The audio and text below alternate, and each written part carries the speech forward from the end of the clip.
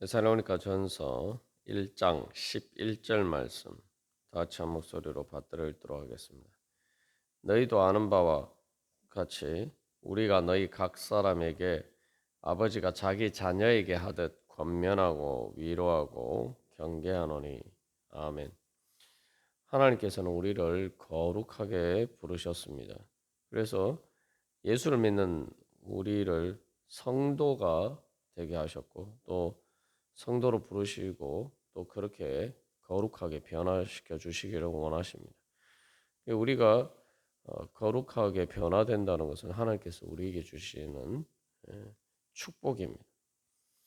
그것은 하나님 아버지의 자녀가 되는 것이고 또 하나님 아버지의 자녀로서 또 그 하나님께서 주시는 축복을 누릴 수 있는 자격과 능력을 얻는 것입니다. 그래서 이 11절에서 사도 바울이 양육한다 할 때에 그 양육을 위해서 권면하고 위로하고 경계하는 목적이 무엇이냐? 그것은 바로 거룩하도록 변화시키는 것이 목적이라는 거죠.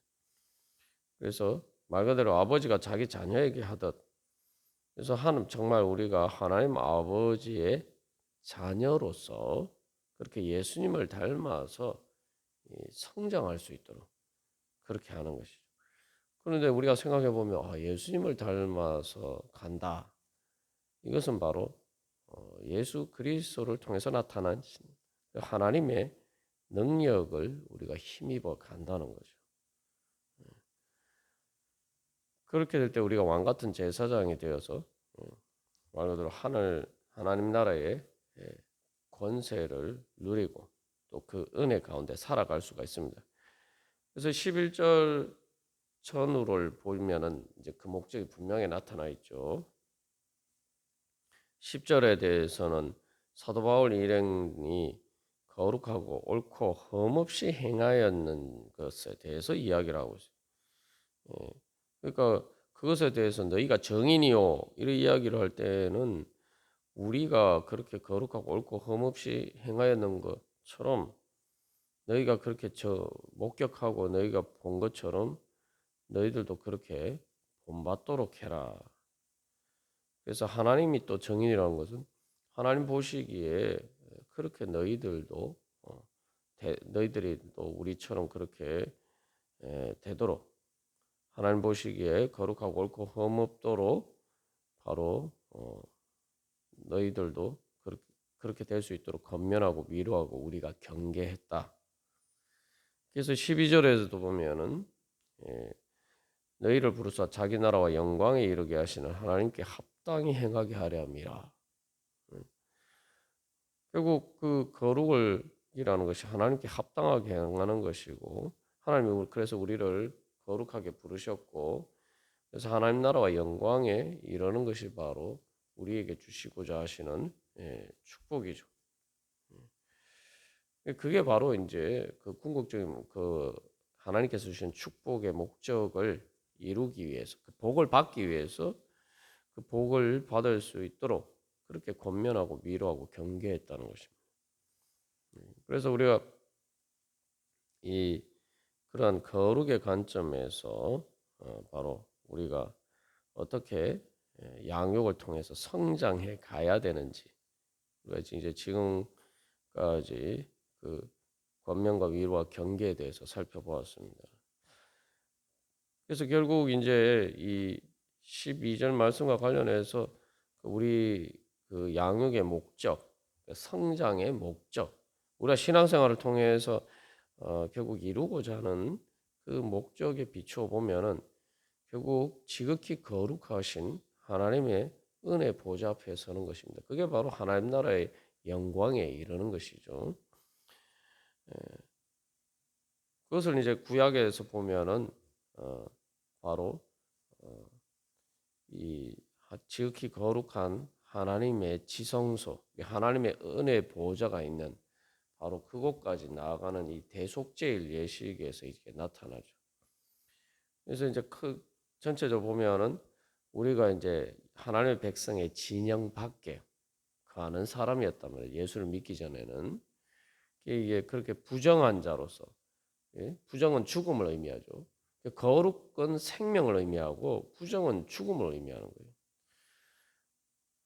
그래서 우리가 예수를 믿기 전에는 부정한 가운데서 죽음을 향해서 가는 그런 사람이 있어요. 근데 이제 우리가 거룩하게 하나님 앞에 부르심을 받았다는 것은 바로 하나님을 향해서 나아가는 것인데, 지극히 거룩하신 하나님을 향해서 우리가 이제 인생길을 걸어가는 거예요. 대속죄일은 마치 대제사장이 지성소로 하나님의 은혜 보좌가 있는 그곳으로 나아가듯이 이제 우리의 인생길이 그렇게 돼야 된다. 우리가 그래서 회개하고 이제 하나님을 향해서 그렇게 우리가 나아가는데, 그런 과정이 이제 지극히 거룩하신 하나님 앞에 서기 위해서는 점점점 이제 거룩하게 변화가 되어야 돼요. 그러한 과정을 위해서 우리가 권면과 위로와 경계를 통해서 하나님께서 그렇게 우리를 인도해 주신단 말이죠. 결국 하나님의 은혜 보좌 앞이라는 것이 바로 천국이죠. 결국 그래서 그것은 또 하나님의 지극히 거룩하신 하나님의 은혜 보좌 앞에 쓴다는 것은, 우리가 거룩하게 변화된다는 것은 우리가 사는 거예요. 다시 말하면 지극히 거룩하신 하나님의 생명을 으로 우리가 살고, 또 그가 우리 그 생명을 완전하게 얻게 되는 것, 그것이 바로 우리가 거룩하게 변화되는 겁니다. 예수를 왜 믿느냐? 우리가 그런 질문 앞에 설 때 우리가 구원받기 위해서 예수를 믿는다. 구원이 뭐냐? 단순히 죄와 사망의 권세에서 건진받는 것이 아니라 적극적인 의미에서 하나님 나라 축복을 받는 거예요. 하나님 나라 축복을 받는 것인데, 그게 왜 구원이냐? 하나님의 축복을 받는 것은 하나님의 생명, 영생을 얻는 것이죠. 그 영생은 그냥 단순히 오래 사는 것이 아니라 하나님 나라의 행복 가운데서 영원히 사는 것. 하나님의 행복으로 영원히 사는 것. 그것이 바로 거룩입니다. 그래서 쉽게 말하면 예수를 왜 믿느냐? 살기 위해서 믿는 거예요. 잘 살기 위해서, 행복하게 살기 위해서 예수를 믿는 거예요. 그 거룩이 뭐냐? 하나님 나라의 특별한 그 행복으로 살아가는 것. 그것이 바로 거룩입니다. 그러면은 이제 그래서 이제 부정에서 우리가 부정한 자리에서 벗어나서 이제 지극히 거룩하신, 그래서 하나님의 영생의 생명에까지 우리가 나아가는 것이죠. 그게 이제 신앙의 성장 과정이고, 또 우리가 양육을 통해서 이루고자 하는 이제 목적입니다. 그래서 그러한 목적들이 이제 데살로니가전서 1장 10절에서도 바로 장래의 노하심에서 우리를 건지신다. 그것을 기다린다. 그렇게 표현하고 있죠. 그래서 이제 이게 권면하고 위로하고 경계하고 어떻게 연관되는지 우리가 정리를 해보면은, 첫 번째 이제 부정한 자리에서 이제 부정에서 정결하게 돼야 돼요. 이게 우리가 어제 나눈 것처럼 부정에서 정결하게 돼서는 두 가지 문제가 해결돼야 된다. 죄의 문제가 해결되고 사망의 문제가 해결돼야 돼. 죄의 문제라는 것은 이제 내가 잘못한 것 문제고, 사망의 문제라는 것은 다른 말로 하면 악이라고 할 수 있어요. 여기 악이라는 것은 단순히 죄를만을 이야기하는 것이 아니라 나쁜 것을 이야기하는 거예요. 다시 말하면 우리의 생명을 해치는 것을 이야기합니다.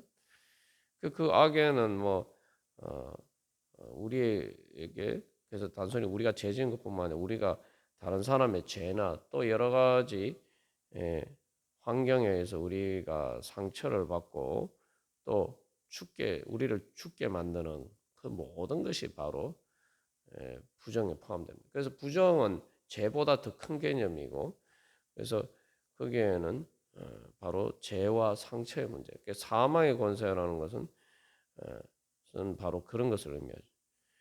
이게 사람들이 죄를 통해서 내가 죄 지음으로 부정하게 되고, 또 그 죄의 피해를 당함으로 부정하게 되고, 상처를 입는 거죠. 상처를 입음으로 또 부정하게 되고, 또 내가 그렇게 상처를 입음으로 부정하게 되면은 내가 또 죄를 짓게 돼요. 그것 때문에.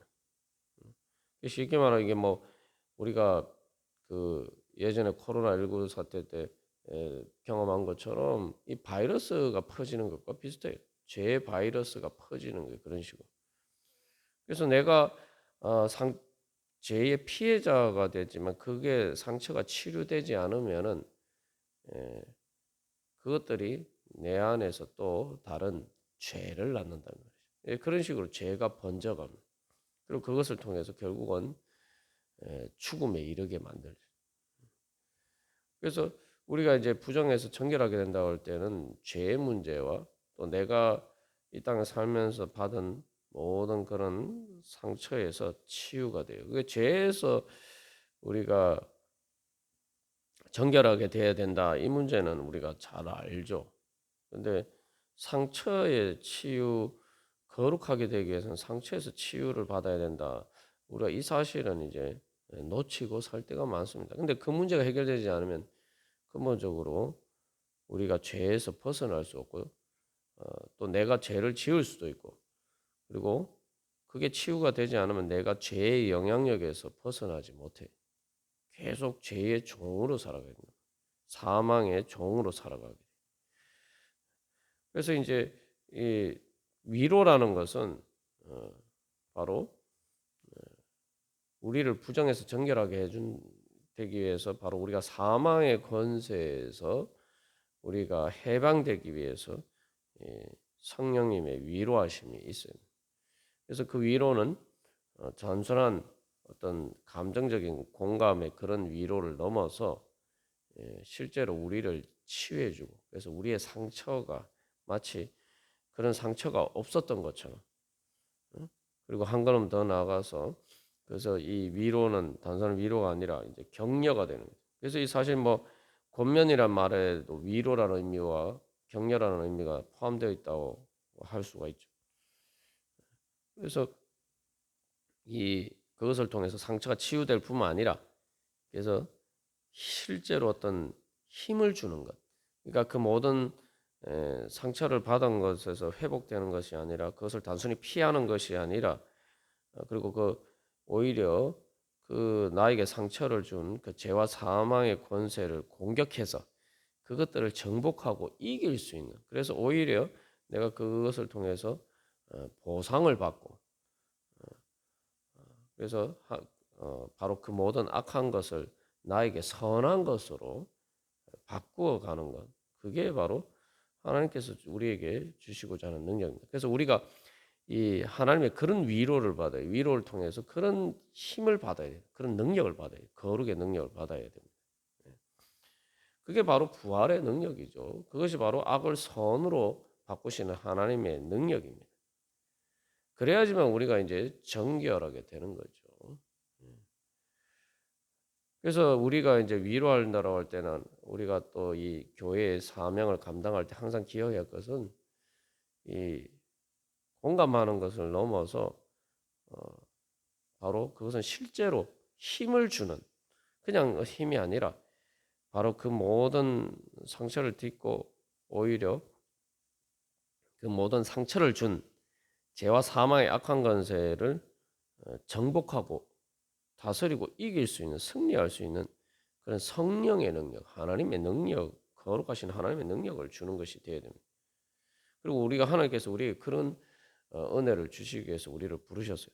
또 교회가 하는 그 사명을 통해서 우리가 그래서 위로하고 또 기도하고 또 같이 힘든 문제들이 있을 때에 그것을 위해서 기도해주고 또 우리가 같이 합력하여 기도하고 또 우리가 그렇게 믿음과 소망과 사랑으로 하는 모든 일들을 통해서 바로 하나님께서 그런 일들을 행하시기를 원하십니다. 그리고 또 하나 이제 정결하게 되기 위해서는 죄 문제가 해결돼야 되죠. 그 죄 문제가 해결되기 위해서는 또 이제 이 경계가 필요해요. 그러니까 그 죄의 결과가 어떤 끔찍한 일을 초래하는지 우리가 이것을 이제 또 하나님의 진리의 말씀 가운데서 그 경고하심을 받고 회개하고 주님 앞에 돌아가야 돼요. 그래서 우리가 이제 이 죄의 문제가 얼마나 끔찍한 결과를 초래하는지는 내가 피해자가 돼 보면 알 수가 있죠. 우리는 어, 죄를 지을 때 내가 당장에 나에게 영향을 미치지 않고 보통 사람들이 죄를 짓는 이유는 내 이익이다 생각하고 그렇게 뭐 나 때문에 다른 사람의 손해를 보더라도 내가 어쩔 수 없다 이렇게 생각하는데 우리가 이제 피해자가 되어서 다른 사람의 죄 때문에 내가 상처를 입어보면은 아주 작은 일도 우리가 괴롭죠. 정말 고통스러워요. 그런 관점에서 비춰보면은 근데 하나님께서 그것을 심판하시고 그래서 사실 어떻게 보면은 내가 그런 피해를 당할 때 생각해 보면 그게 이제 그 죄의 바이러스가 내 안에 들어와서 병을 일으키는 것 같죠. 그러면 그런 바이러스를 뿜어내는 사람은 얼마나 증상이 이게 문제가 더 심각한 것이겠어요. 조금만 이렇게 생각해 보면은 이제 우리가 이 부정의 관점에서 생각해 보면은 아 이게 정말 문제가 심각한 거구나. 그렇잖아요. 우리가 바이러스를 퍼뜨리려면 내 안에 바이러스가 엄청나게 이렇게 증폭이 돼야 되는 거예요. 바이러스를 퍼뜨리는 사람은 그 바이러스를 감염되는 사람보다 사실은 더 큰 문제가 있는 거죠. 이미 더 많이 아픈 거예요. 그래서 내가 죽음을 향해서 가는 죽음을 향해서 가는 그런 병에 걸려서 그 병이 심해진 상태에 있는 거죠. 그 병이 심해졌는데 자기가 못 느낄 정도로 이미 마비가 되어 가고 있는 거예요. 그만큼 사실은 죽어가고 있는 거예요. 죽어가고 있으니까 자기 죄인 줄 깨닫지 못하는 거예요. 그게 마치 한센병, 이게 보통 이제 뭐 예전에 우리가 문둥병이라고 하는 그 병도 피부가 썩어 들어가는 거예요. 그래서 실제로 다 이렇게 마치 녹아내리듯이 그래서 결국은 죽는 겁니다. 생각해보면 끔찍한 일이죠. 근데 그렇게 될 때 피부가 썩어서 문드러질 때에 어떤 그렇게 되면은 그 부분은 증상이 없어요. 이게 죄라는 것이 그런 거예요. 피해자가 느끼는 고통보다 사실은 더 심각한 상태에 있어서 그냥 죄를 이제는 느끼지도 못할 정도로 망가졌다는 거예요. 사실은 통증을 느끼지 못할 정도로 말 그대로 녹아내리고 있는 그런 끔찍한 상태에 있다는 거예요. 그래서 하나님의 경고하심을 받아서 내가 지금 이게 그것을 정말 하나님의 경고, 이게 하나님이 나를 경고하시는 것이고 그걸 진짜 말 그대로 내가 경고로 받아들여지면은 우리가 다시 살아나는 거죠. 사실은 우리가 그렇게 깨닫는 것 자체가 하나님의 경고하심을 받고 깨닫는 것 자체가 사실은 다시 살아나는 증거예요. 피부가 이렇게 그 썩어 문드러져서 이렇게 통증이 없는데 다시 통증을 느끼게 된다. 그것은 그 부분이 다시 회복이 된 거죠. 다시 살아난 거예요. 그게 사실 우리가 이런 하나님의 경고하심으로 받아들일 수 있게 되면은 그렇게 깨닫게 되면은 그 자체가 사실 부활의 증거입니다. 내가 영적으로 다시 살아났다는 증거예요. 실제로 이렇게 뭐 사고를 당해서 이렇게 이 그 어떤 뭐 팔이나 다리나 이런 경우에 이게 썩어서 결국은 절단해야 되는 그런 불가피하게 절단해야 되는 그런 경우들이 있어요. 그럴 때에 사실 왜 절단을 합니까? 단순히 상처를 입었다고 절단하지 않습니다. 상처를 입었는데 어떤 상처를 입어야 절단을 하느냐 하면 단순히 신경이 뭐 그래서 두 가지가 필요한데 신경이 전달이 돼야 되고 그다음에 혈관이 살아 있어야 돼요. 그러면은 상처가 있어도 회복이 돼요. 시간이 지나면 치료를 받으면 회복이 됩니다. 그런데 이 신경이 살아 있어도 혈관이 끊겨 버리면은 이제 그 조직은 괴사하기 시작해요.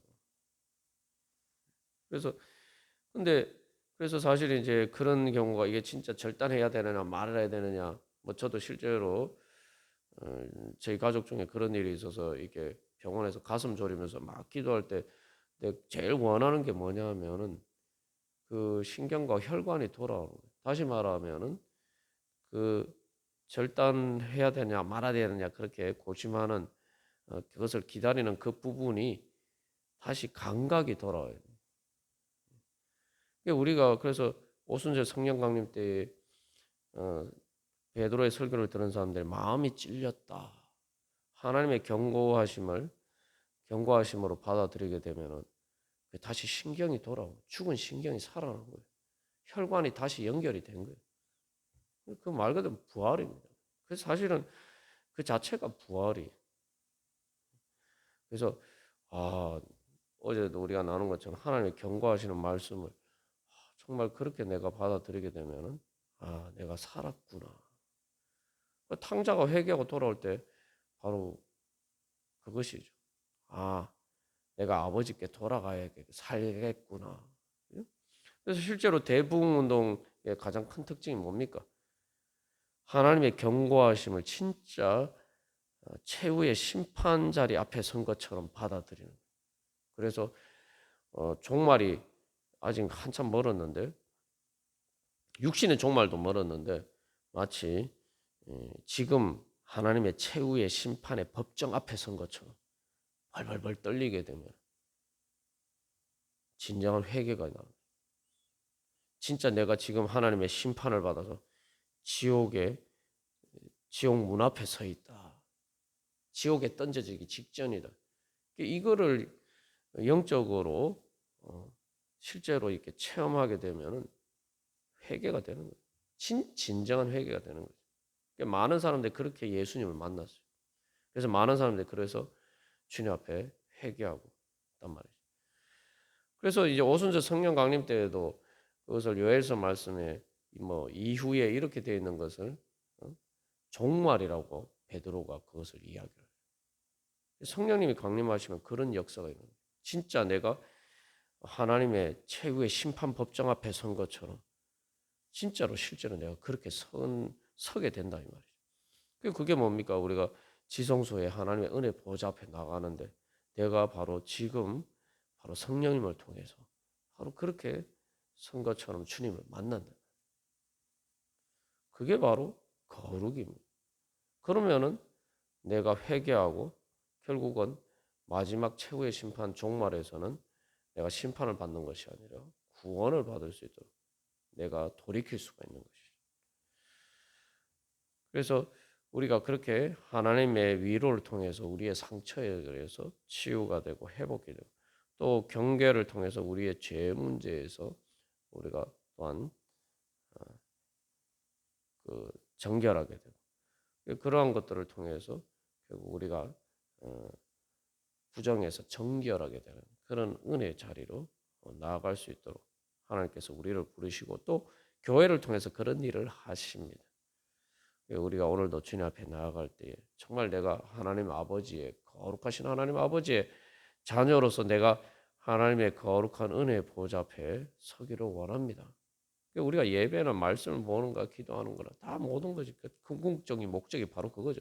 하나님의 은혜 보좌 앞에 서야 돼. 하나님 앞에 서야 돼.